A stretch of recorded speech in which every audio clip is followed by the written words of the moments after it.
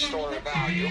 But track whether that number is tied to something that I should already be aware of, or if you're just giving an example.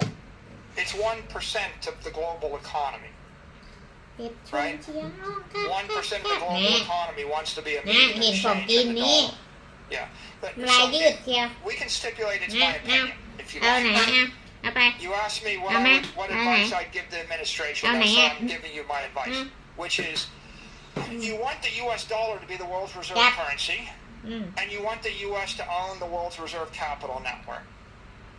For the U.S. dollar to be the world's reserve digital currency, if you want to be the world's reserve currency and you want to cement your control for the next 100 years, then you want the U.S. dollar to move at the speed of light on billions and billions of devices. Okay, how do you do it? You need a stable coin backed by U.S. dollar equivalents. Who should issue it? A company in the U.S. Either a bank or a public company like Circle, right? And how do you ensure it's good for the dollar? Well, you just make sure that it's pegged 1-for-1 to U.S. dollar equivalents.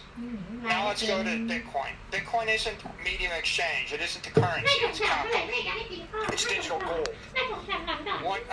What the government ought to do is sell their gold. They have $600 billion of gold. They ought to just sell it and buy Bitcoin with it.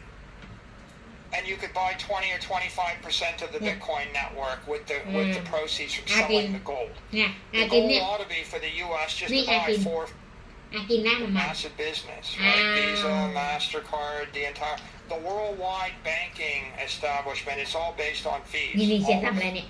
So yeah, I think when you get to the point where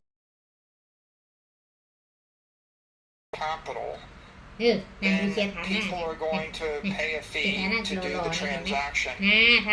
We do it now. When I buy Bitcoin, I have to pay a fee to receive the Bitcoin. Then I have to pay another fee to move it in cold storage. If I ever want to sell it, or if I ever want to pledge it, or if I ever, want to do anything with it, I have to pay a fee to move it on the blockchain. So transaction fees are going to continue. Right? People are going to about quantum computing? You mentioned that earlier. Do you think that as quantum computing rises up, because recently Google made the Willow announcement that it's able to run computation so much faster, will Bitcoin simply adopt a new security protocol? I think that was a marketing announcement by Google. I mean, there doesn't seem to be any single practical application for the benchmark. So they created a quantum benchmark. They announced that they perform well in the quantum benchmark, but there's not any useful application for it anywhere in the world, right? That's the first observation. So you might be getting concerned, but no one's come up with anything they can do with it. So the second...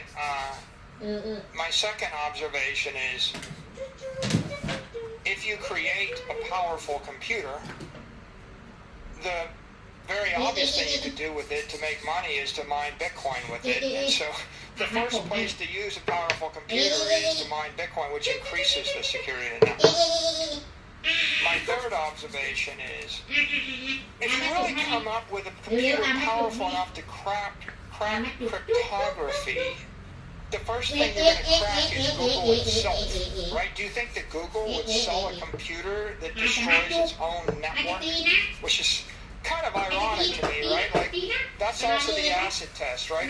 If you're going to crack the cryptography, you would actually crack the networks that Google, Apple, Amazon, Microsoft run, and then you would crack every single government network.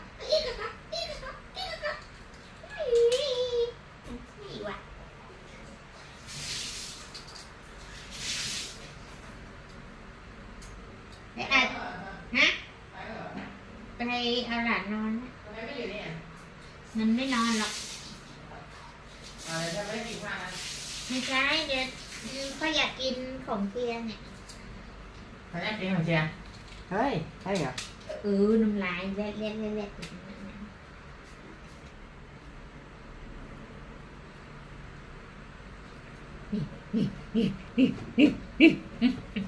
ใช่เนี่ยมึงทำหน้าตา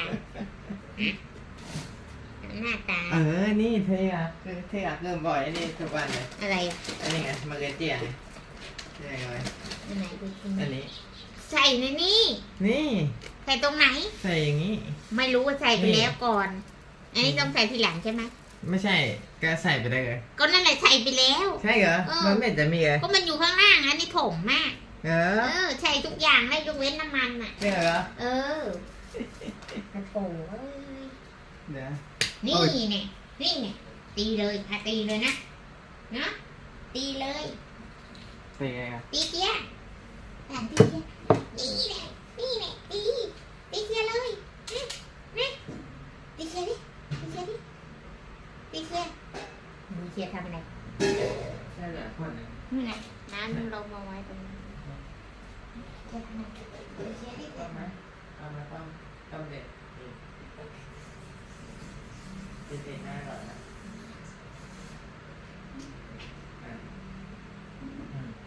มองไปข้างนอก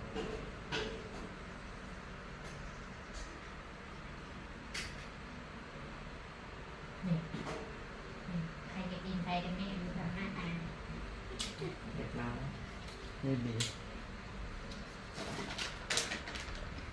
หลอน เราไปพี่กอง หลอน Today I eat matcha green tea นี่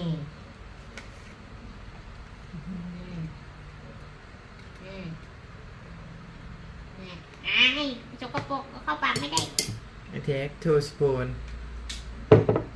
each day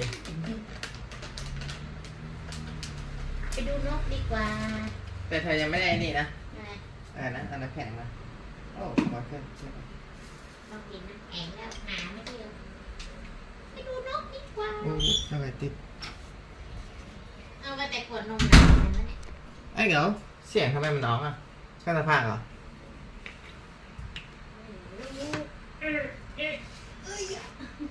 เอามาหนาดีกว่ากินมันดีกว่า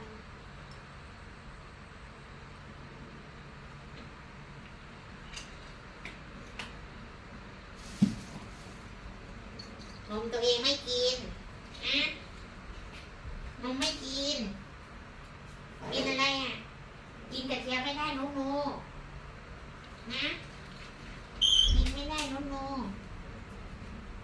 กินไม่ได้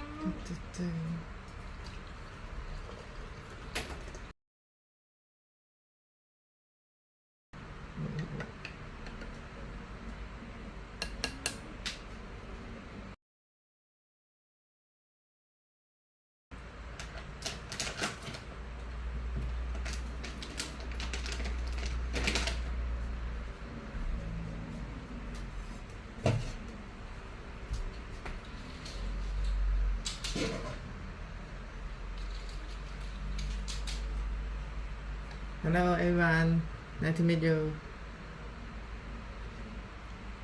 Oh, matcha green tea is very good for morning.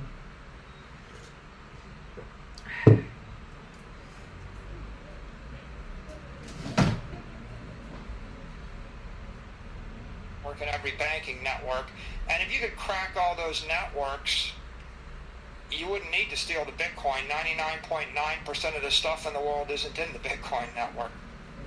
So if you hype it, and I don't think Google is selling such a device, right? I don't know what'll happen, but the entire thing is a little bit of a parody to me. If we just... Because you never think it's going to happen, or because Bitcoin is nimble enough that when something like that happens, they'd be able to adopt a new security protocol?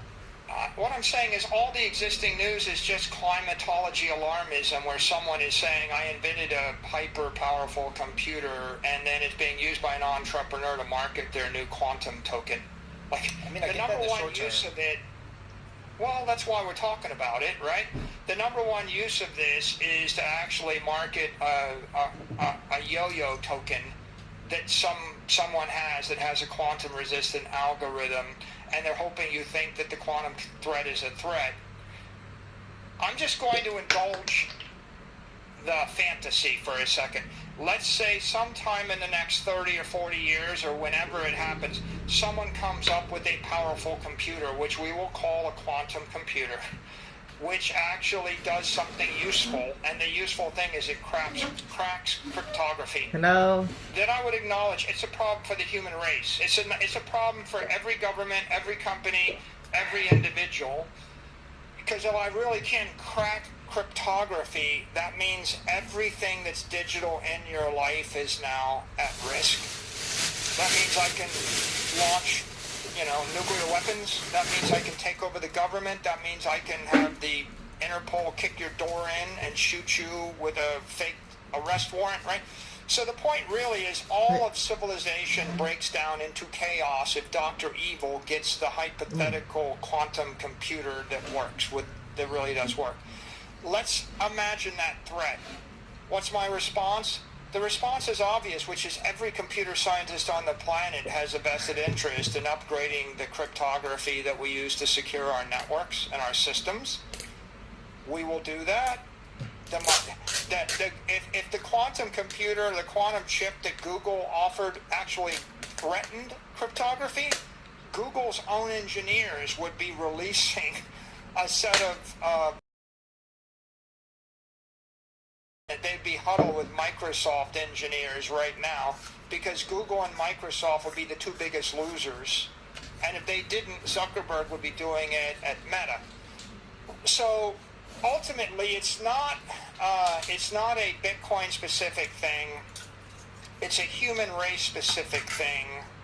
And let's just reframe it as, what happens if we come up with a computer that can break our current SHA-256, techniques or current cryptography? And the answer is we're going to upgrade it. We'll upgrade the software. Bitcoin is at its core, it's a protocol. Like English, like math. If I come up with a way to hack your phone and send a message from you to the government saying you're going to topple the government, I have corrupted your communication technique, but you're not going to abandon English, are you? Right? And if I come up with a protocol to basically put false numbers into your database, that doesn't mean you're going to abandon base 10 math. I mean, Bitcoin is a bunch of honest people, smart money. They all decided that they were going to store their money in a bank in cyberspace that they trust. The bank is getting upgraded all the time. The software is upgraded every year. The hardware is upgraded every year. And so the implementation of the protocol will change over time. And if there is a quantum threat, we will react to the quantum threat, just like if you were to go to the Microsoft shareholder meeting and said, hey, I heard Google just released the quantum chip and it looks like it's going to crack your cryptography, and therefore should I sell my Microsoft stock and buy quantum yo-yo stock? I bet you Satya Nadella would say, no, don't buy quantum yo-yo stock, because it's an overdone fear, and quantum yo-yo doesn't actually have the support of every company on earth. It doesn't have a multi-trillion dollar market cap, and it doesn't have all of our engineers, and everybody on earth hasn't decided to standardize their office products on quantum yo-yo whatever stock. They're using Microsoft. Don't worry, we're adults. If it does become a threat in the future, we'll upgrade our software to deal with the threat when it happens. For now, the reason people buy Bitcoin is it's better monetary protocol. And the reason that they use Google is it's a better search engine, and the reason they use Microsoft is it's a better enterprise software suite. All three of them have to deal with this uncertain thing we call the future. And I think that they'll probably figure it out. If they don't figure it out, right, then they'll be replaced with something better. But I put my money on Bitcoin first, because the protocols, whether it's the metric system or the English language or base 10 math or Bitcoin, those protocols, they're the most durable thing in the human race, and they will outlast the companies and the countries. All right, makes sense. I want to talk more about the U.S. Strategic Reserve, doing that in Bitcoin. If you had time to sit down with President Trump, what exactly would you advise him to do? I would say that money decomposed into currency and capital. The U.S. dollar is the world's reserve currency. Bitcoin is emerging as the world's reserve capital. Gold used to be the world's reserve capital network. Gold became ineffective in the 20th century. Bitcoin is becoming the digital gold of the 21st century. You understand gold, and you understand digital gold. If you want the U.S. to remain the world's greatest power, the economic leader, then your agenda ought to be economic and technical leadership. That means create a regulated stable coin, make it possible for a U.S. bank or a U.S. company to issue a dollar-backed stable coin like Tether, like Circle. Create a regulatory environment, a digital assets framework, if you will, where Tether can relocate to the U.S., and then expand the stablecoin market from $150 billion to $10 trillion. And you will create $10 trillion of demand for U.S. treasuries custodied in a U.S. bank. The demand, how do you create the demand? To create the demand because there's $10 trillion of stable coins issued. The reason there's $10 trillion of stable coins issued is because American companies can do it. Are you asking why will people want to buy the stable coin? No. I'm saying how are we creating the stable coins? Are we locking up, are we backing it with securities, treasuries? Excuse me, are we talking about money printing? What I'm saying is the U.S. should create a law that allows a U.S. bank or a U.S. corporation to issue a U.S. dollar stable coin like USDC or USDT and back it with U.S. dollar equivalents. The definition of the stable coin would be you have to hold U.S. dollar equivalents. That would create the demand for $10 trillion of U.S. Treasury bills.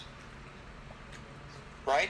The big idea here okay, so let me say it slightly differently, make sure I understand. You're saying if you back the stable coin with treasuries to the tune of $10 trillion. No, I'm saying you define the law so that you have to do, it's not an if, it's the definition of digital currency is a token pegged to the dollar backed by U.S. treasuries. That's the definition of the currency. That's what the government so stable coins are by definition tied to treasuries. What I'm saying, not now, like what I'm saying, you're asking me what the government should do, and what I'm saying is the government should create a law that allows U.S. companies and U.S. banks to issue stable coins, and the definition of the stable coin, a stable coin is a digital currency. Yep. The definition of the digital currency is a token pegged to the dollar, backed by U.S. dollar equivalents sitting in a U.S. bank. That's missing right now. That doesn't exist. The reason that Tether is not in the U.S. is because it is impossible for Tether to come to the U.S. and do that thing. If the U.S. did that, then the stablecoin float would go from $150 billion to $1 trillion to $10 trillion.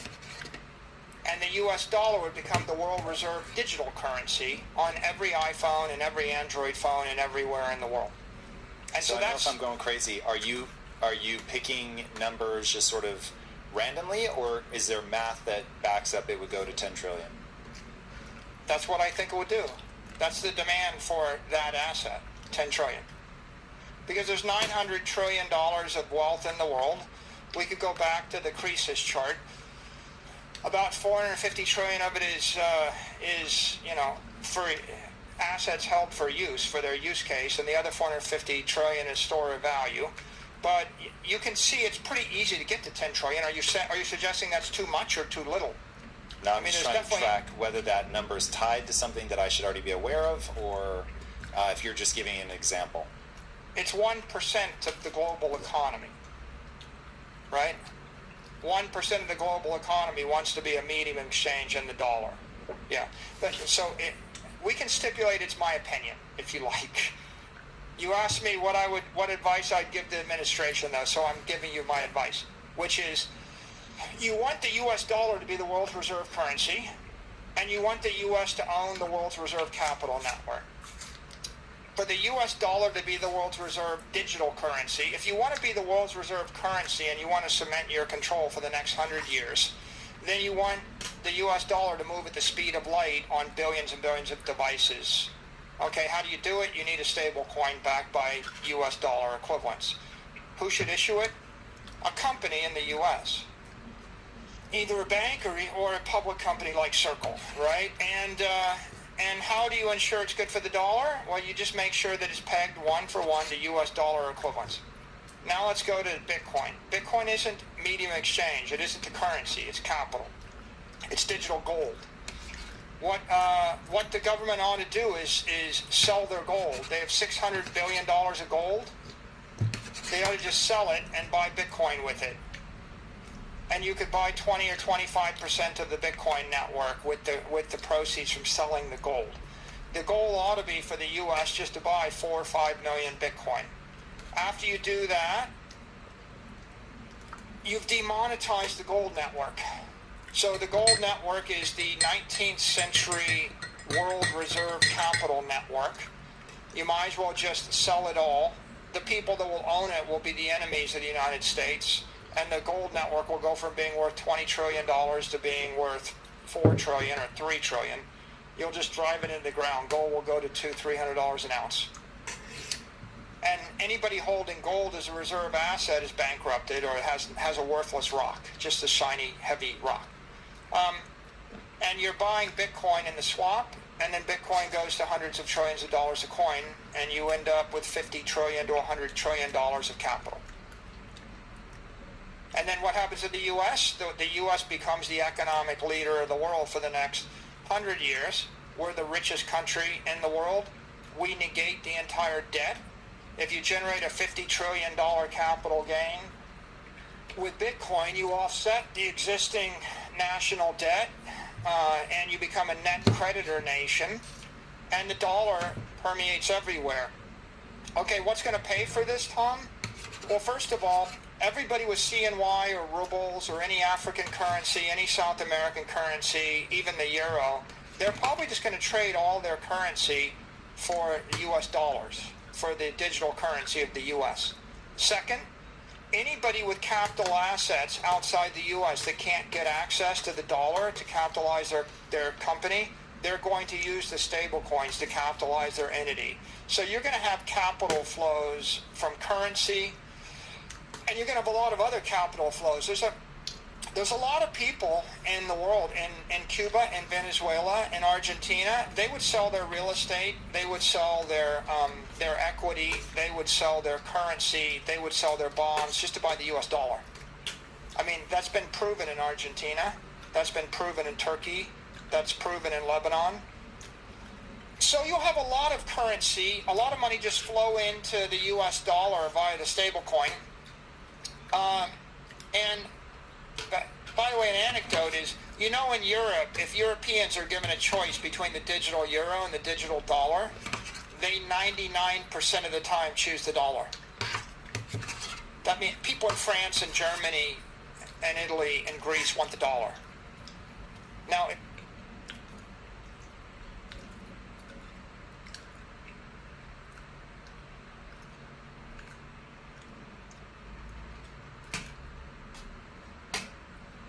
Hello.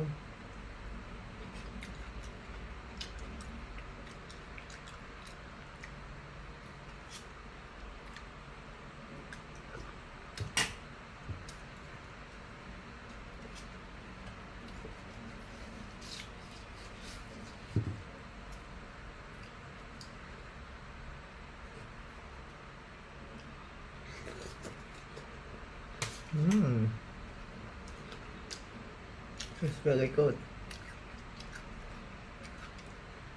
Nice to meet you, everyone. Welcome to my channel. My name is Shia.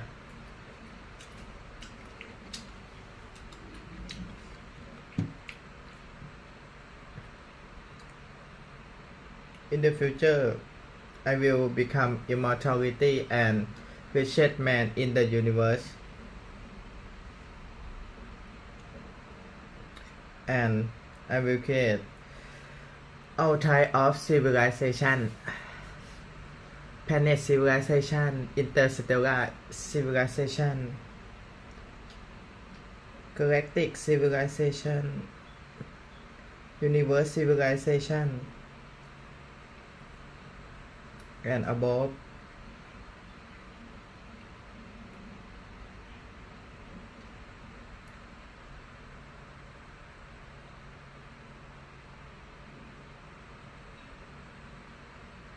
And Italy and Greece want the dollar.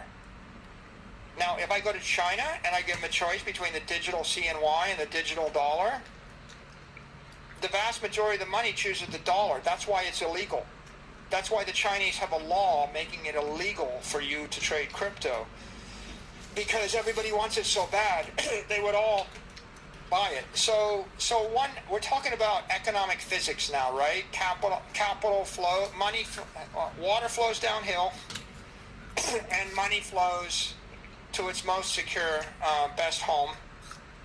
So on the capital side, with regard to Bitcoin, what would happen is everybody in Africa, South America, Asia, they would all dump their physical assets and their low quality bonds, currencies, real estate, equity, and they would buy Bitcoin. Because everybody would rather have a piece of cyber Manhattan. They would all rather be in the US. They'd all rather have the high quality property, but they can't buy it. They can't physically. It's illegal for, do you know it's illegal in Nigeria for you to hold dollars? I did not. You know, I mean, there's a lot of countries, you know, it's illegal in China for you to trade in US stocks or buy dollars. So there are a lot of places, you can figure it's probably illegal in Russia too. I think most places in the world, they have capital controls, and the capital controls can range from you can't take your money out of the country to you can't even hold those foreign assets. And do you think that Tether or something like that lets them get around those regulations? That's why Tether is successful today. The reason that Tether is $100 billion plus network is because people want dollars so bad, they're willing to buy it from a company that isn't public, that isn't a bank, because they want the dollar. Right? If Tether were allowed to incorporate in the U.S. and operate in the U.S., it would probably go from $100 billion to $1 trillion network in a hurry. Right? But there'd be competition. Let them compete with Goldman Sachs and J.P. Morgan and Circle and whoever, and may the better company win. But the point I'm getting at here is the capital from the 20th century is going to flow into the 21st century.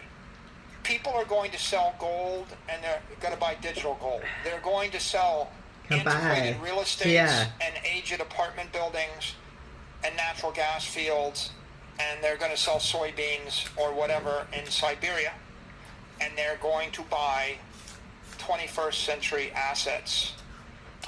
And that means Bitcoin, among other things. And then capital in foreign nations is going to flow toward the West. And capital will flow from the East to the West, and it'll flow from Europe to the U.S. And the only reason it doesn't is because we don't make it easy for the money to move. And the way to make it easy, embrace Bitcoin, and anybody can buy Bitcoin anywhere on the world. There's 15,000 crypto on-ramps, and you can do it peer-to-peer. So embrace Bitcoin, and that is a capital network that the United States would own and benefit from. And all of the capital from your enemies, and all foreign capital, and all antiquated capital, and all inefficient, thermodynamically unsound capital, it would all flow into the Bitcoin network. And if we issued that digital currency, that stable coin, then all of the world currencies would immediately swap to the dollar for all except for their next 4 weeks of cash flows, because everybody wants the dollar everywhere outside the U.S. And so this is an example of leading through a digital assets framework, right? And the two most important digital assets in the world are digital currency in the form of the dollar and digital capital in the form of Bitcoin. And the Trump trade is, I just swap the gold for the Bitcoin and I make $80 trillion in the trade, and I catapult the United States to worldwide economic dominance for the next 100 years. That's the advice I'd give you. Very good advice. But given how many people in the U.S. hold gold, what do you think the odds are that he'll actually do that? I don't know. But it doesn't, the gold is the last twist. The reason to sell the gold is because foreign central banks and the competitor to Bitcoin over the long term is gold. So the entire trade becomes free, and it becomes geopolitically wise, because not only do you enrich yourself with an extra 100 trillion, but you also bankrupt your enemy's banks. So that's why you should do it. But will they do it? Maybe not, but the fallback would be you keep the gold. By the way, gold's getting demonetized whether you like it or not. Like, I will just say, gold is failing as a capital asset. It'll either fail because a nation state puts a stake in the heart of it, or it'll fail because the free market's going to short sell it. I mean, every rational investor that holds gold is going to dump the gold to buy Bitcoin every year. So it's going to be demonetized no matter what. So the reason to sell it is because it's a bad investment and it's happening anyway. But let's say that they don't. Well, you just use $600 billion of U.S. dollars or borrow $600 billion to do it. It still becomes effectively a free transaction. You're going to borrow $600 billion and you're going to pay off $40 trillion, or you're going to make 60 to 80 trillion. So it's a pretty obvious swap, even with just currency. And would you be perfectly happy to see them inflate the money supply to do it?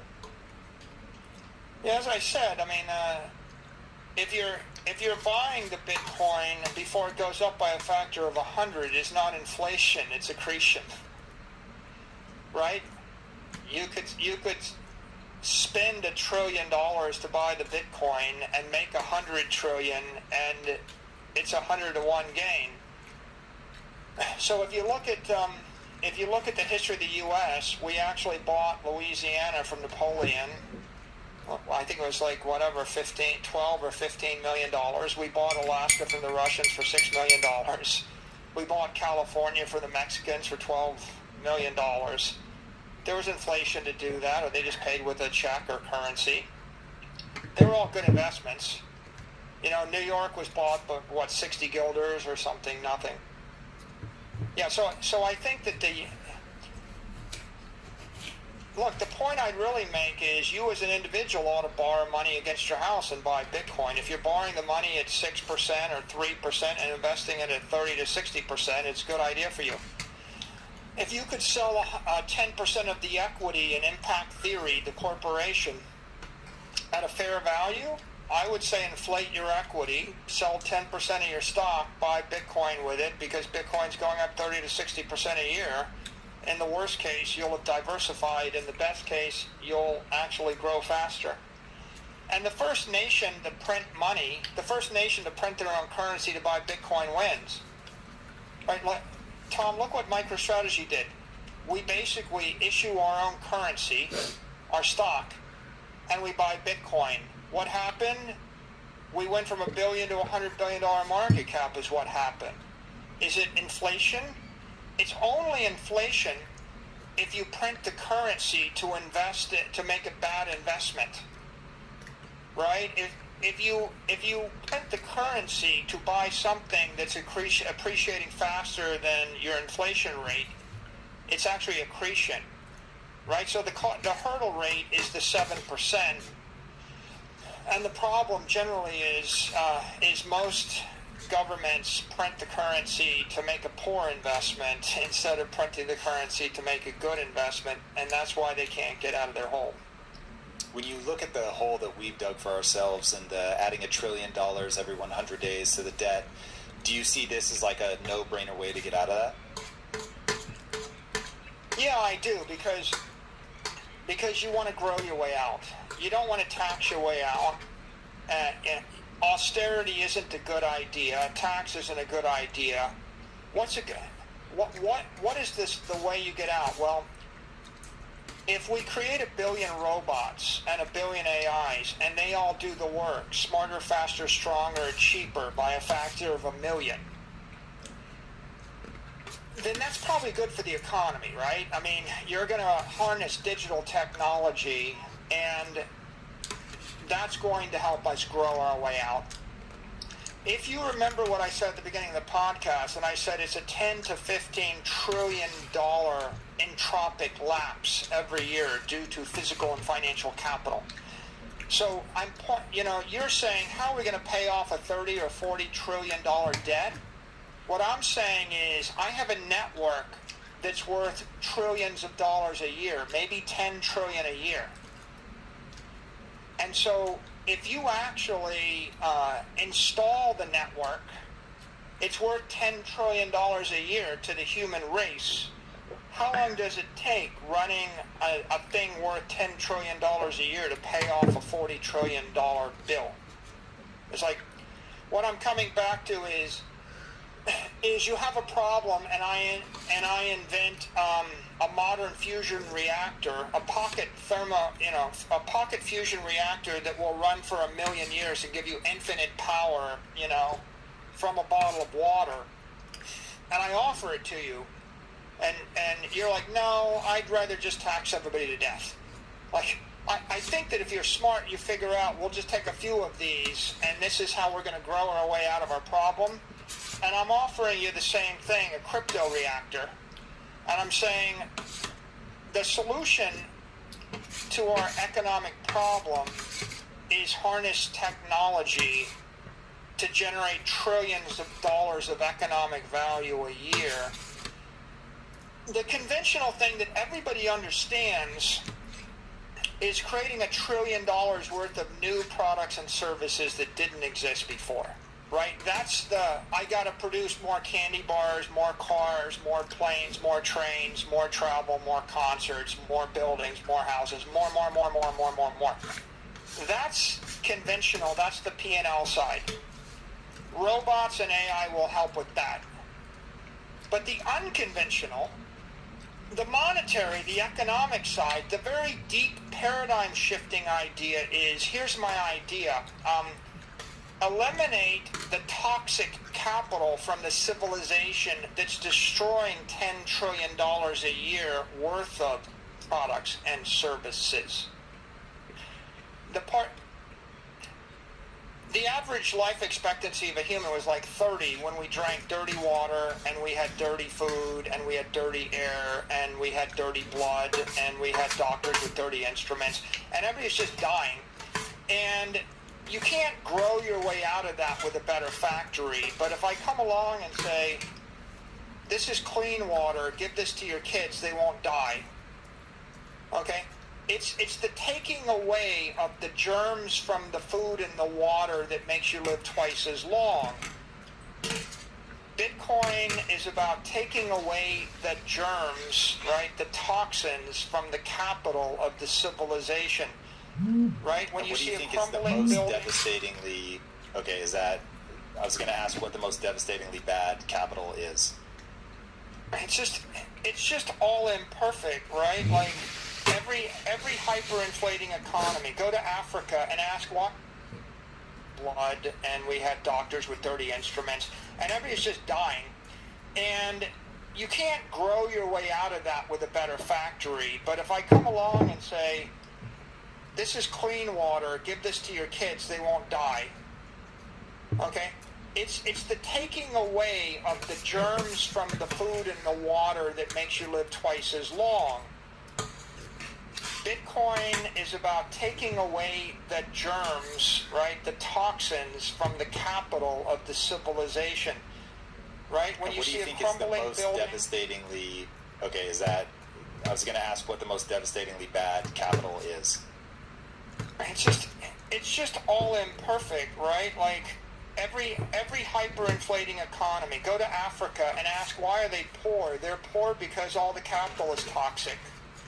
What about the Weimar Republic? What happens when the capital collapses? Okay, the government collapses. What happens next? Nazi Germany. What happens next? World War II. Okay, 100 million people eventually die, right? So the crumbling capital creates a crumbling civilization.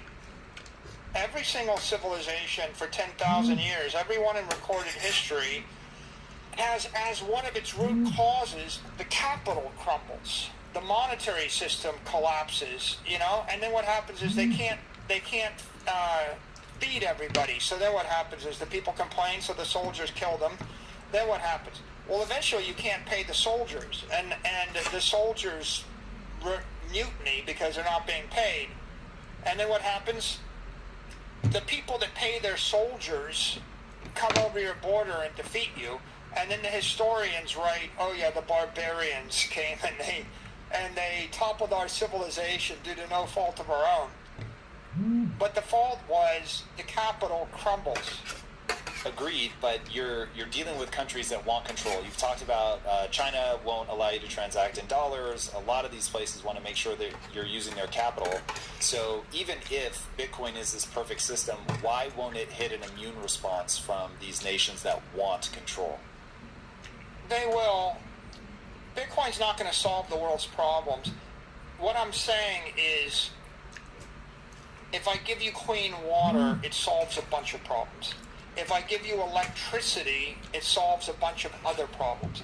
If I give you clean food, right, healthy food and sterile jars, it solves a bunch of problems.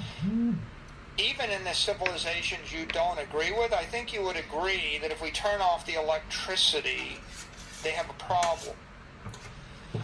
Right? If I kill the water and the power in New York City, everybody's going to die. It's just that simple, right? I mean, so what I'm proposing is we inject digital energy into the civilization.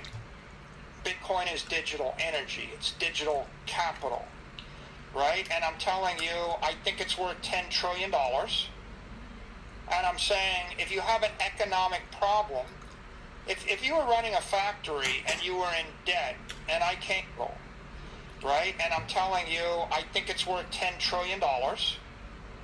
And I'm saying, if you have an economic problem, if you were running a factory and you were in debt, and I came to you in 1900, and you said, well, Mike, what should I do?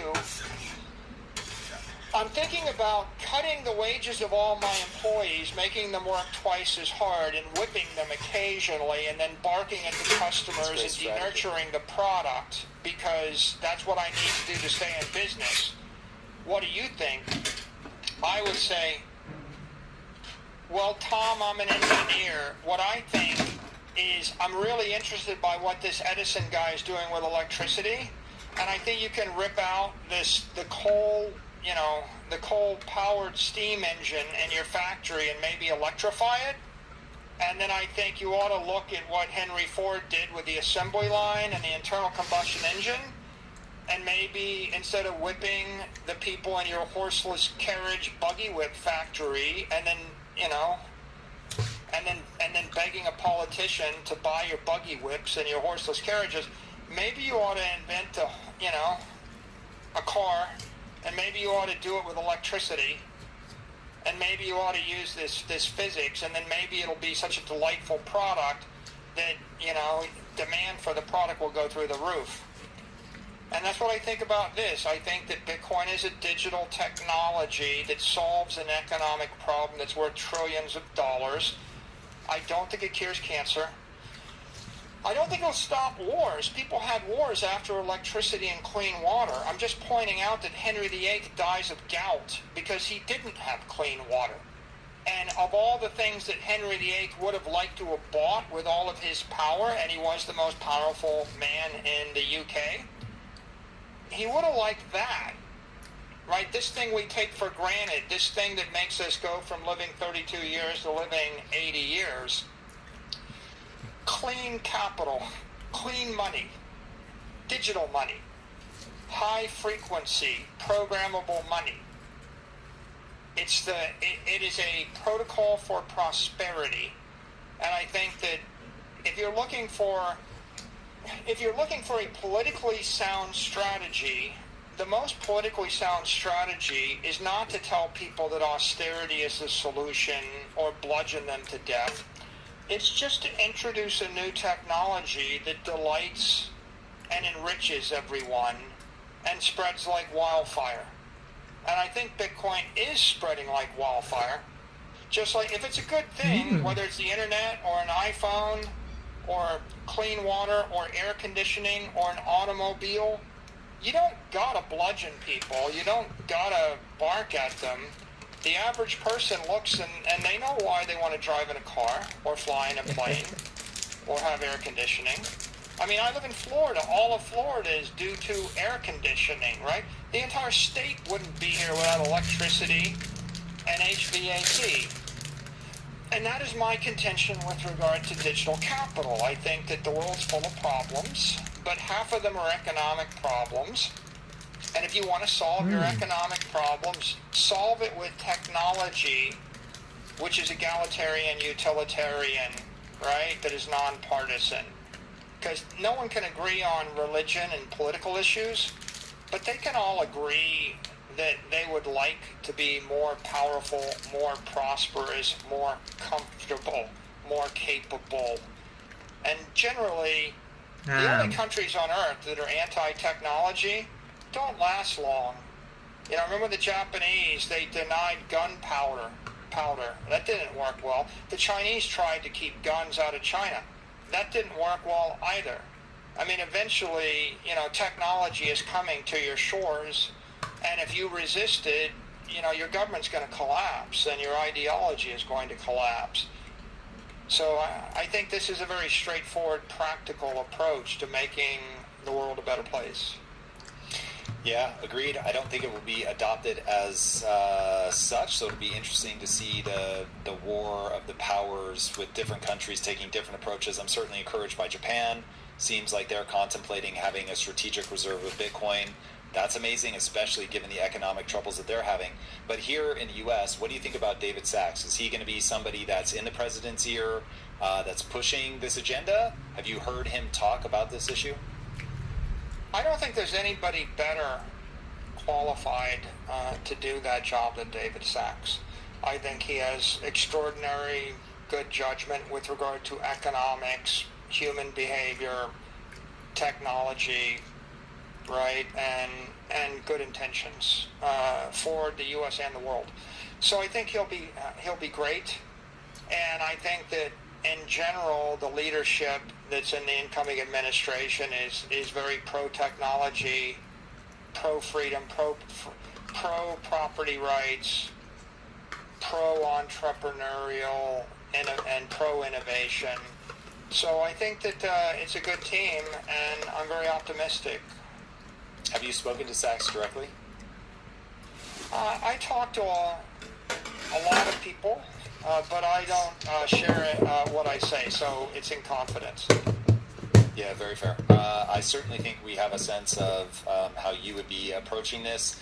What do you think about Japan and what they're doing? Do you think that they'll move forward with that? Do you think that they have any other way out of the situation that they're in? And could Bitcoin be the solution to their, 40-year stagnation? You know, I think that adoption of Bitcoin, it starts with retail, then investors, then small corporations, then larger corporations.